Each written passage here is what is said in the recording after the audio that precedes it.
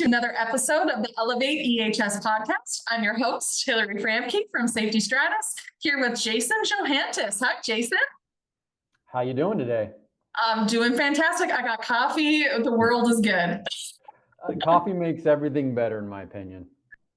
Couldn't agree more. So look, we're going to do an exciting episode with Jason today. He has agreed to do one of the cutting edge things I've been wanting to do with my podcast, which is take one topic and just dig into it. So we are going to peel this onion back. Today's podcast episode is going to be all about EHS KPIs, or key performance indicators. So before we get into that, Jason, tell us a little bit about your EHS origin story and where your passion for EHS metrics comes from. Oh my goodness. So my origin story started in college. I was studying environmental engineering with a focus on water pollution and some other things, and had a class that went over industrial hygiene and just general health and safety concepts. And I thought that was really interesting. When I graduated school, I went to work for a construction company, actually commercial construction, nothing to do with environmental, but I started getting involved with health and safety and environmental compliance issues around our job sites in Columbus, Ohio, and thought, this is really nice. This is a great job where you're trying to keep your workers safe, keep the company's freedom to operate from regulators coming in or fines and other things. This is really more interesting to me because I feel good about what we're doing versus just watching a construction project go up. So right. I made a little bit of a career transition at that point and started going to work for general industry with a focus on environmental health and safety and just building programs at a corporate level. And that's really what I got started. So interest in college. And then once I really got out in the real world and saw application of it, got a good warm feeling like we all do. We do EHS because we like to do it. It makes us feel good. That's where my origin came in. Amazing. I think that's non-traditional, Jason, to actually have studied at least some of the sector in college and then pursued it as a career. I never hear that in origin stories. So kudos to you. Yeah. And if you need a water treatment plant built, I used to know how to do that. I don't anymore. We all have skills that get rusty on us. Oh, yeah. Why you were willing to do this focus podcast on EHS metrics? Oh, it is a topic that's near and dear to my heart because we've really been focusing here where I'm employed now on using better metrics to help drive our time, energy, and really tell how we're performing, right? Mm-hmm. And metrics are so critical to let you know where to focus your time, your money, and attention to make sure all your goals are being hit. So we've really revamped what we're doing and how we're looking here to try and make us a better, not just an EHS performance, but a better company as overall. That's awesome. I think so many businesses underestimate the power of metrics, especially for EHS. Now they see it maybe in production, quality, maintenance, and facilities finance. Obviously, you've always got the cornerstone on metrics, but they miss the opportunity in their EHS metrics to really drive that program forward. So I'm excited that we're focusing on this today. But let's actually start at the beginning, right? Even before metrics are chosen and what type of metrics, we're going to get into that a little bit later in the segment. But even before we get started, who do you think are the key stakeholders who should be involved in this process of defining EHS metrics? First and foremost, it should be the group that knows the information better. So you start with your EHS team, and then because you understand the concepts and the things that we're trying to accomplish and really what has meaning in the realm of EHS. Once you get that settled, you really have to finish with your key stakeholders because your experts have created these metrics. Now you got to involve the groups that are really going to be measured against them. Because if I'm an EHS manager at a plant, those metrics that we're doing don't just evaluate my job performance, but the performance of the site as a whole. So what we'll do here is we'll start with the concepts, why, what's the goal? What's the metric that leads to that goal? And then we'll work in with our operational partners or our stakeholders that are affected by that to make sure they're aligned with them to not only understand the EHS implications, but the overall operational goal expectations too, and how it supports them. Have you run into a situation, Jason, where a key stakeholder, an operations leader, let's say maybe your VP of ops, is reviewing the metrics that your EHS team has chosen and feels that this is not the right direction? How have you handled that? Yeah, I think it happens with anybody, even people internally with our own EHS teams. You always have to have an open mind because perspective from other people, what's important to them is critical to developing a good relationship as a supporting partner out here in what we do. So listen to their concerns, understand how that goes towards their goals, understand how that will go to your goals. And either you pivot based on what they said, or you try to sell a stronger reasoning of what you're trying to do and how it will help them overall reach their goals. And sometimes we'll make that change because it is important. And other times we will fight and stand up and be strong about what we need to do and why. And again, our job is to sell this, how it's going to make our operational partners better. Absolutely. And I think this leads us really nicely into the next question about preparing to set your EHS metrics within your organization. So what are the key preparation steps that your team takes before you even sit down and start to think about what metrics are chosen? Oh, super good question. So you have to have a plan and goals in mind with what you're trying to accomplish as your team to be able to set metrics, right? Because if you don't have a roadmap, we call our things roadmap. We do SWOT analysis. We create roadmaps every year, 3-year plan, 5-year plan. So if you don't have an idea of where you need to get to, what you're trying to accomplish, you can't start setting metrics because your metrics are not going to mean anything to you. So set your goals within your organization. Where do you need to go? Hey, do you need to train people better? Do you need to understand regulatory compliance? What are the things you need to do as a group? Now we can start working towards what are those metrics that work towards those smart objectives that you're going to build in your roadmap. I like that. So taking a look at maybe your 5-year strategic plan for where you plan to be, right? Your mission, vision, how does this contribute to those larger objectives within the organization? Exactly. Like with the SWOT analysis, and if you're not familiar with the concept, everybody listening, you look at your strengths, weaknesses, opportunities, and threats, and you identify those. And what you do with your opportunities and weaknesses, you create plans around those to build those up. With your strengths, you keep plans in place to keep driving your strengths forward. One of the things that we had seen as one of our, both of the weakness and opportunity, is to build up our in-house plant level EHS expertise, where more training, more time, more education to that group will help, because not only does it make them better at their job, but it also makes the site do better in terms of compliance performance too. So we created a plan of how do you onboard and do continuous education of our EHS staff.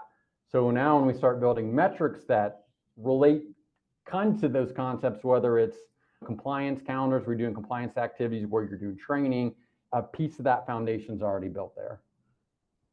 That's so great. And then do you also collate information like the data analytics around like incident trending of root causes, of natures of injury, causes of injury, maybe inspection results, corrective action closure? Do you take a look at all those different data out from the programs that you're running and analyze those as well before you set metrics? Absolutely, because again, you're going to measure things that you're asking others to do that are going to create the results that you want. So you have to understand what those metrics and those things are telling you to be able to set goals around them. For instance, we're pivoting a lot to do leading indicators because we want everybody to do the activities ahead of time that we believe are going to lead to success and affect the lagging indicators. So what do we need people to do? We need people to do their training, train the associates so they have the knowledge on how to do the job in a successful manner. Okay, measure your training percentages. We want people to report all incidents, big or small. Create a metric around, are you reporting, are you capturing these things and doing a near miss, a unsafe condition type of report? Are you creating actions around these incidents? So not only is it important to report an incident, but have you identified the root cause, a CAPA, and have you actually followed up and closed out a CAPA? Because again, if you're identifying an incident and then you're not, or a risk, and you're not doing an activity or an action around to mitigate it, what's the point of identifying to begin with? So again, a lot of what we're looking at to your question, Hilary, are what are the metrics telling us? What do we want people to do to be successful? And now that's what you're creating your leading indicator metrics around. We know if you do these 5 or 6 subsets of things, you're going to drive towards success and affect those lagging indicators that most people really just traditionally focus on. Ooh, okay, we're gonna jump ahead because this was actually one of my questions. So you brought it up. So this is a huge debate. The debate continues, right, on whether organizations should use lagging or leading indicators in their goal setting. I want you to weigh in. It sounds like you're a fan of leading. Do you track lagging as well at the same priority level on the same scorecard? You do. I mean, you should always track lagging. One, if you take a look at OSHA, that's how you define your industry of performance with your TRIR and LTA. So you still need to do that because that's generally how to know how you're comparing against your peers or whether or not regulatory agencies are going to hit you. So that's still important to have. We're doing it here is changing hearts and minds on focus on the lagging stuff or the leading, because with the leading activities, you're going to affect the lagging. It's already happened. The event's happened. Somebody's hurt. They're on the OSHA log. There's nothing you can do to prevent that incident from happening because it's already happened. That's fine. That still needs to be some kind of bar you need to set organizationally. I feel, and my team feels here, leading indicators are most important because of what I was talking to is the lagging stuff's already happened. If you get everybody doing the things that you feel and show that are going to lead to success, the lagging numbers are going to be affected by that. So by doing your leading, measure your leading, focusing on the leading, you're going to get to success with the lagging pieces.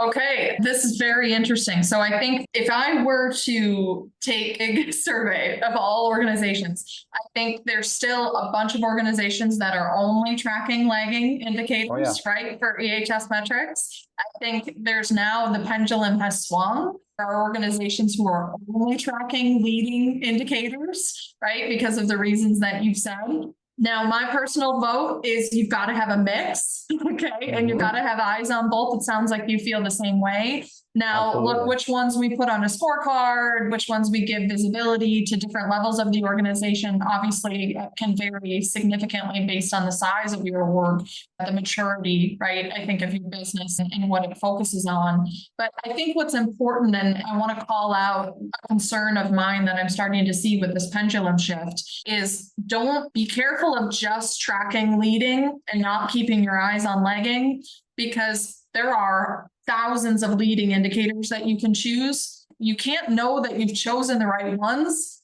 if they aren't impacting the lagging metric. So I would put out a cautionary tale to those organizations who are just doing leading. You have to look at them in the same, right, at the same level of significance and say, hey, these may be great leading indicators, but if they're not bringing our lagging metrics down, we've got to pick different ones. We can't be too married to these, right? If they're not impacting the bottom line, right? Yeah, you're doing activities that aren't affecting performance at that point. So you need to shift and figure out what are those leading activities you need people to do and measure against to get the outcomes. So you've said all really great advice to everybody out there. It's to me, again, like you, it's 100% a mix of the two. You've got to understand the performance and with the lagging, but with the leading stuff that leads to affecting performance. What we're doing with our scorecard is we're taking a 3-year TRIR and LTA averages for our sites or our divisions to say, hey, if you're performing well on your scorecard, at the end of the year, you don't earn your safety recognition award unless you've beaten those 3-year averages on the lagging too. So you can get perfect every month on your leading indicators, but unless your performance has been better than your 3-year average on the lagging, you're wiped out of contention for a safety award. Oh, I really like that. And I think too often we're so busy doing the things, doing all the leading activities and not thinking about, are we actually seeing impact in the performance, as you said, a shift in that performance metric on the back end. They have to go hand in hand. I really like that you found a way to measure and track the leading, but also consider the lagging. Yeah, and our operational partners really like it. They feel it's very fair. No, I'm in a seasonal business with a lot of temp associates or seasonal associates that come in. So if you say, I just want to measure year over year performance, one, it's hard to do in a seasonal work environment. And two, you get an outlier year somewhere, either really good or really bad. And that site's already going to know going into the year, they're posed on achieving because you're compared versus 1 year versus a multi-year. Yeah, it's very demotivating, right? And that's what we don't want to do. We don't want to use these metrics that demotivate because we want them to be excited. We want them to still focus on doing their leading things instead of, oh, I'm out of contention. Why do I even need to do this stuff? No, absolutely. And I think too, this comes with having a strong EHS metrics program also is heavily impacted by the backbone of the organization and the maturity of the organization and how they treat metrics. We know tale as old as time. You're going to get beat over the head if you've got a red visual indicator and you're off target. That will force people and it will make people try and work around the goal. Right? If that's the type of response that they think they're going to get from their leadership. So emphasizing and pushing the organization culturally to reconsider what off target means. And I tell my teams, I fully expect if we've set stretch goals, which is the only type of goal I like to set, we're going to challenge ourselves. If we set stretch goals and they're progressive in nature, so they're going to grow slowly month over month, that we will be red for at least the first third of the year, maybe into half the year. If the goal is brand new, it's a new program build out, it's a new way of operating that we've got to train our teams on. So I will not be surprised at all when my scorecard is painted red, but tell me I want to see that progressive growth, right? So as long as you can prove to me that we're building the presence of an performance improvement in our month over month performance, then I'm fine with it. But if you're red and you're getting deeper and deeper red, let's go by into maroon and now black, this is a problem. Yeah, and you said some really important things like the red is a beautiful piece where, you know, with what we're doing, if the site isn't performing, let's say on the lagging piece where they want to be, it's a lot easier now to go back and correlate the data on your leading indicators. Okay, hey, they're having more incidents than they have on average the last 3 years. What's going on? Maybe their training percentage is low. Maybe they're not doing their corrective actions on incidents. Maybe they're not doing their behavior-based safety. Again, the activities that we said lead to success, they correlate 99.9% of the time to, if you're off base on your lagging, you can now go in and see through one of our 5 or 3 of our 5, you know, where you're missing and what's driving that. It's nice because, again, visibility for people, you don't have to guess why something's happening. And I think if we've set the right goals, we almost need to assume that they're going to be red to start, because why is it a goal if we're not bad at it? There shouldn't be gimme goals. That, again, another one of my pet peeves with EHS metrics on a larger operational scorecard. It shouldn't be that EHS is greenwashed so that the scorecard looks better overall, right? Yeah. Our goals should be just as challenging, if not more challenging, than the other goals in the organization. And if it's totally greenwashed, if I see that as an EHS leader, I'm going to say, we've either set the wrong goals, we're circumventing the goals, or well, we've got potentially the best performing EHS program I've ever seen in my entire life. Let's find out which one it is. Perfect anecdote to that is, so this is the 3rd year we've been active on our EHS scorecard. The first year we did it, we had 3 classifications: champion, gold, and silver. And the goals within those leading indicators were oftentimes easy to achieve. Some of the reasons why that was, we have a very broad, diverse organization where there's different levels of maturity in the programs depending on the businesses. So we needed to level set everybody on the ground level. I know this is going to be too easy for an advanced group, but it's going to be hard for a new group, but we needed to do that. So we had a lot of people that scored at a champion or a gold level. So the second year, last year, we tweaked the goals, we took the scoring, we only made 2 levels there, a champion or a gold level. We took away the silver level. We made the training percentage metrics harder. We tweaked all that stuff. And in the last year, one of the operations directors came and was like, hey, this is actually better. This is a better stretch of where do people fall in the categories. It feels more right. It feels like more of a challenge and a little bit better of a system. So we are even validated by going, hey, we tweaked things, we changed them, we made them harder, and our operational partners really appreciate that. Oh, I love that. And I think that says a lot about where the continuous improvement side of your business and where it wants to go. I think the best businesses, right, when they look at metric programs, they're going to see it as a way to keep an eye on our growth. As you said in the beginning, are those metrics helping us achieve our 3-year vision or 5-year vision? They should be taking us there. I walked into an organization once who I would come in maybe 3 months after the metrics had been set. So I was seeing them for the first time. I was going to be their global director. So they were going to be mine to manage. I'm looking at them, right? And then I just reviewed the mission, the vision, the strategic plan for the organization. The first thing I noticed was there's no correlation. All these topics that you brought up that you wanted to strategically pursue, right? In reducing carbon emissions, waste reductions, and having more recycling versus landfill, and all these amazing things they had said on the previous slide. No landfill diversion metrics on the metric slide. This is what metrics should be used for, right? They should push you on that pathway. So don't miss that opportunity as a business to do the same thing that you do for operations and finance and everything else with EHS. Absolutely. And it's just before this meeting, I actually met with the team who are creating the concepts for the scorecard for our 4th year. And we have a fiscal calendar that starts in October. So we need to have our new scorecard ready to go, socialize in front of everybody starting October 1. So we're talking through the metrics now and, hey, what's that next level of advancement of those actions that we need our operation partners to do, continue to drive the goals. So where you might start out as a broad goal or an easier number to achieve, we start constricting and tightening down and focus on more specific activities within those categories. For instance, we started 3 years ago with all incidents need to be reported, and you have a goal of reporting X amount of these things to do. Where this year we changed it to, okay, not only do you have to report an incident, but you have to have a CAPA and it has to be closed on time. We're now pivoting that and tightening that up to, you have to have all that, plus it has to be reported and closed out. You report it in 24 hours, which is our standard. You have to report all incidents in 24 hours and closed and classified within 5 days. So those requirements aren't term. So we trained you to report all incidents. We trained you to report incidents and add a root cause and corrective action and close it. Now we're training you to do all the stuff in the appropriate amount of time. So we keep driving those goals forward.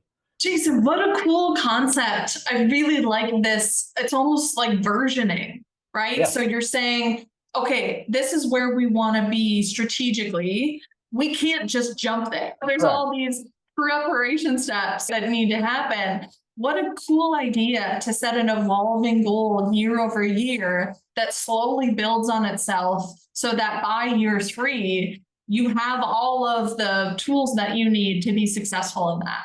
You can't go from 0 to 60. You have to go up the steps because it'll fail. People will be angry at you, and you've just blown the whole concept of what you're trying to establish. Evolving, increasing goals, whether it's harder numbers to achieve, more specific actions within those goals. And that's what we're doing, more specific action than some of our goals.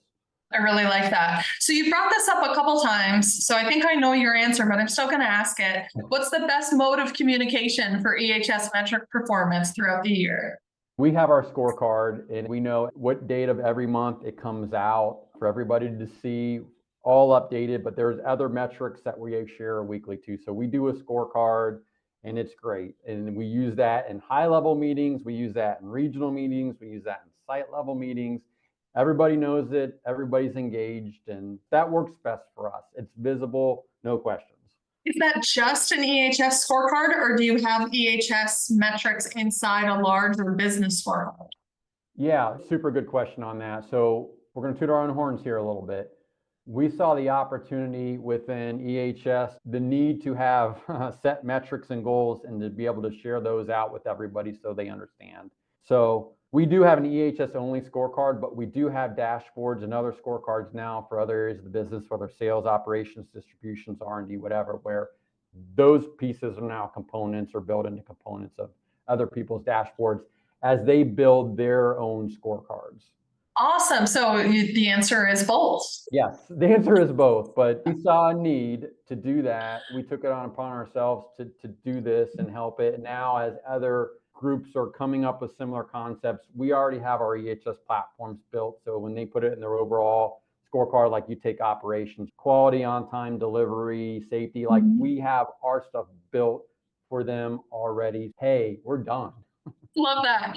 I finally had the opportunity. I had been playing with the idea of tiered scorecards for some time based off the concept of the tier meetings with SKUDIT process. So the idea of a tier one that is an entry level, a more frontline level type of goal, a tier two that's more of a middle management, and then a tier three more executive. I was finally able to launch and try this at my last business that I worked for. So how it worked was they were actually all different EHS metrics, but they compounded on each other, let's say. So for instance, the investigation one that you brought up, investigations reported on time within 24 hours and then investigated within 5 days was a tier one goal, right? And then the tier two goal was to reduce root cause percentages, right? So we had done some root cause trending, and that tier two goal actually went to the regions. So the tier one goal was at the local sites, the tier two goal was at the regional level, and then the tier three goal was the executive level goals, right? And so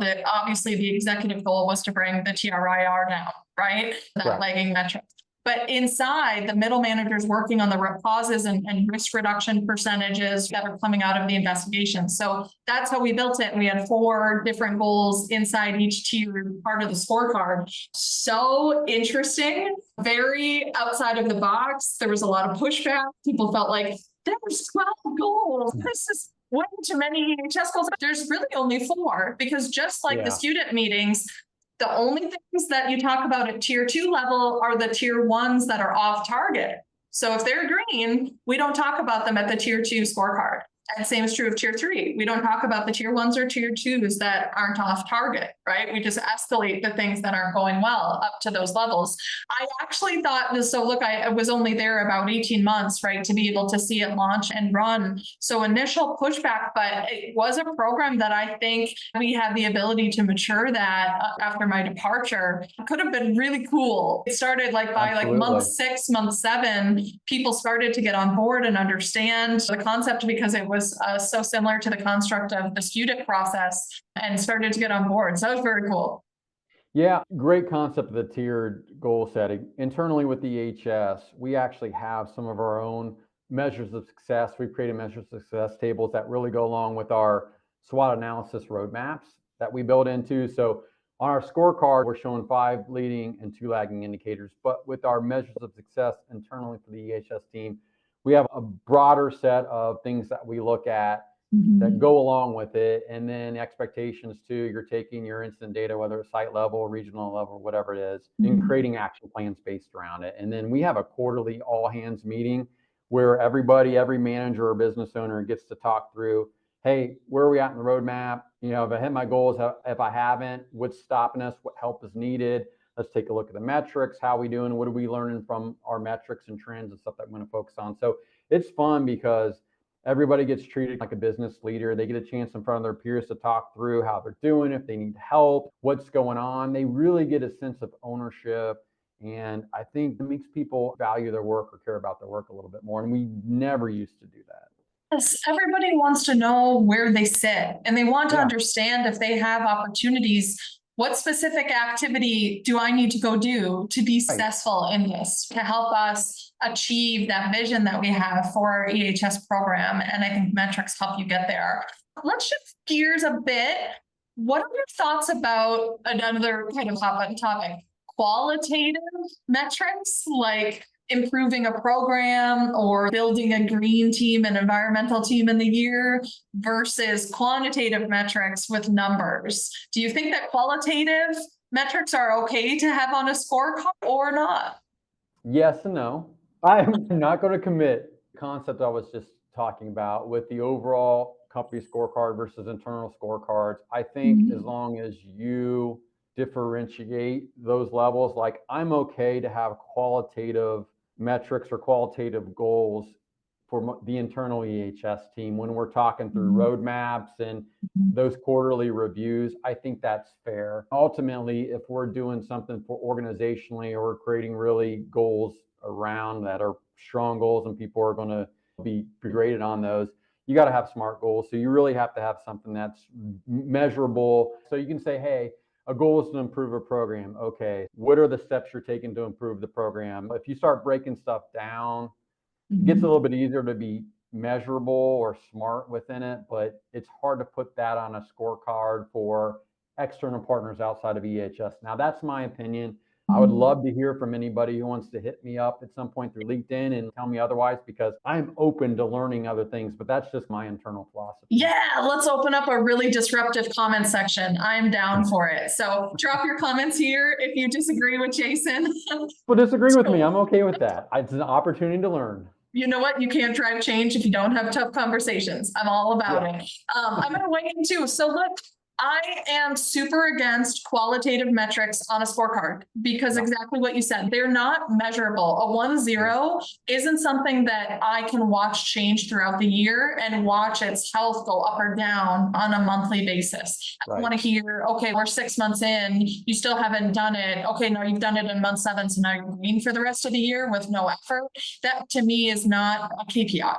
Right. Correct. So what I started to do in my businesses was, but look, what we do is extremely qualitative, right? So it's hard not to set any, you want to set some. So what I did is you've got your KPIs that you're setting that are locked down, that are going to go on a scorecard and be communicated. But then you have like your excellence strategy or your roadmap to success, right? And measures of success, I think is what you would call those. We actually set just like KPIs on an annual basis in the different categories, and they're connected to the KPIs, right? So they might be the program build outs that we need in order to run these metrics. They might be some type of compliance audit that's occurring throughout the business. It might be doing wellness events at the various sites at a certain percentage, right? And it's a part of our strategy, but it's not robust enough to end up on a scorecard.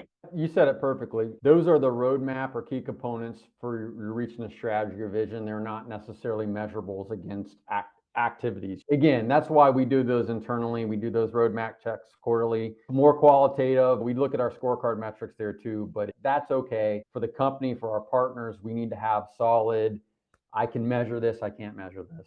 Yes, love it. Sounds like we agree. I agree with you. We're the smartest people, so yeah, of course we agree. Come on, we're the smartest two people talking on this podcast right now.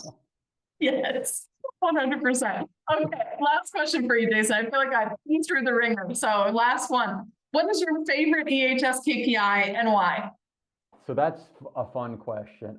Also, I'm going to give you two. I'm going to give what's a current one and what we're moving to, and I've already talked a little bit about them. I really love the metric that we're using this year on incident reporting, where you get credit if you've reported the incident, you've created a CAPA, and you've closed a CAPA in the time you've set to close that out. I think that's incredibly important. Again, I said it before, it's nice to identify hazards. The most important thing is, what have you done to correct them, fix them before it happens again or hurt somebody else in those situations? So I love that one right now because it shows hazard identification and actions with it. And if you don't have actions, you're never going to get better. So that's my current favorite one.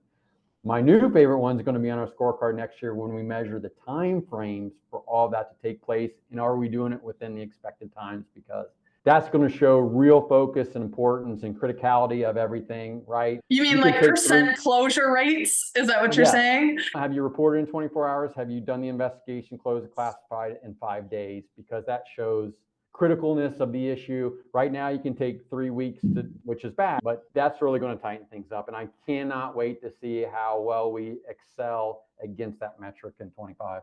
And then the year after that, it's going to be setting some timeframes on closing your corrective actions in a certain time frame. We already have that a little bit, actually. One of our metrics now is compliance calendar closure rate. So not only do we have our set monthly calendars, which says daily, weekly, monthly activity, or quarterly or biannually in there, but if you have set an action item based on an incident and have not closed it, that will work against you in that category. Oh, you guys are fancy over there. Congratulations. Love that. I think that's great. It says so much about where you're trying to take your program and progress and continuous improvement, which we're all about in EHS. Jason, we're going to wrap here. I would invite everyone to drop your comments here around this podcast clip. Tell us what you think. Tell us your favorite EHS KPI. I'm accepting all criticism. Nobody's going to say that. This has been fantastic, Jason. Thanks for all that you do in our EHS industry. And thank you for being on the podcast today. Thank you for asking me. It was my pleasure. Bye.